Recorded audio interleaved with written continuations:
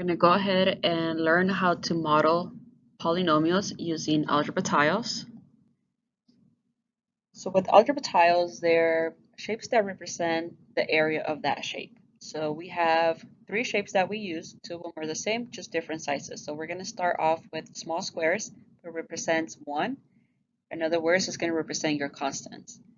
And if it's a negative constant or a negative number, then it's going to be filled in.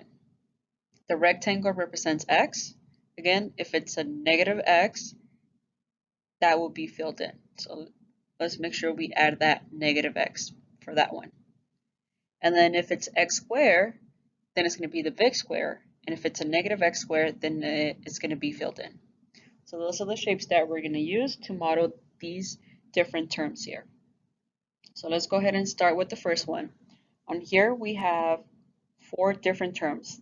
4x is one of them, 1 is one of them, 2 is another one, and negative x is another one. So we're going to be creating a model for each of those terms. So let's start with 4x. X's are represented by rectangles. The number before it says that's 4, so that means we have 4 rectangles. And since they're not negative, the 4 is not negative, it's not filled in. The 1 is represented with a small square. The 2, it's also small squares, but we have 2 of those. Those are also positive, so they're not filled in. And the last term is negative x. So that's represented with rectangles. There's imaginary 1 in front of the x. So that means that we have only one rectangle. And it's negative, so that's why we're going to fill it in. The next part is looking for 0 pairs. So we have one square that's negative, so that cancels with the square, with the rectangle that's positive. So the negative rectangle and the positive rectangle cancel out. Those are called 0 pairs.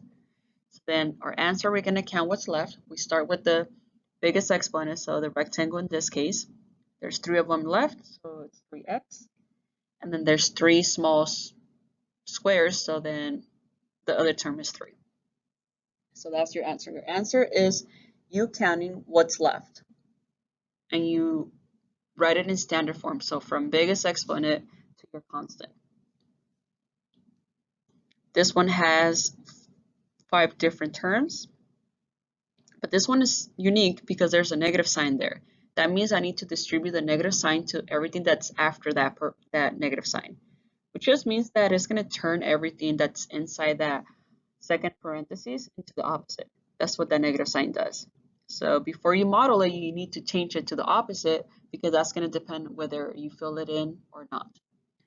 The first term is 6x squared. X squares are represented by the big squares, and the number before it tells us that there are 6 of those. And those are positive 6, so these big squares won't be filled in. The next term is 7. Remember, constants are numbers without a variable, so we use the small square for our constants, and there's 7 of those. Again, 7 there is positive, so that means that these small squares won't be filled in. The next one is x squared. There's an imaginary 1 in front of it, so that means that I only need one big square, and it's filled in because it's negative. The next one is negative 7, so now I need negative 7 of the small squares,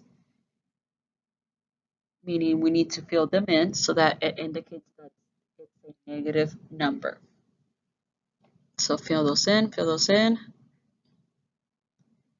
And the last term is 4x's, which are the rectangles.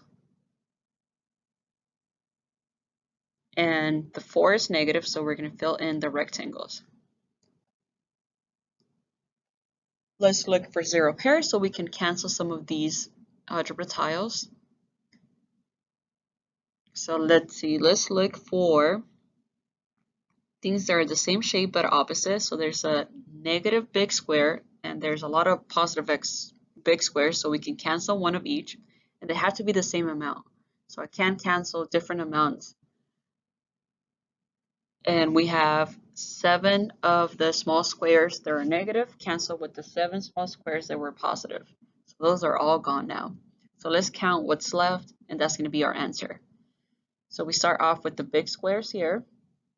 And we have 5 of those left, so we have 5 of the x squares. And the next one would be the rectangles, and we have 4 of those. So we have minus 4x since it's negative. And since we didn't have any of the small squares, then we're not going to have a constant here. So that's how you model polynomials using algebra tiles. Make sure that your answer is always in standard form. So that's why we start with the big squares, because it has the biggest exponent, then it's the rectangles, and then it's the small squares. So you can think of it as writing each term from the biggest shape to the smallest shape.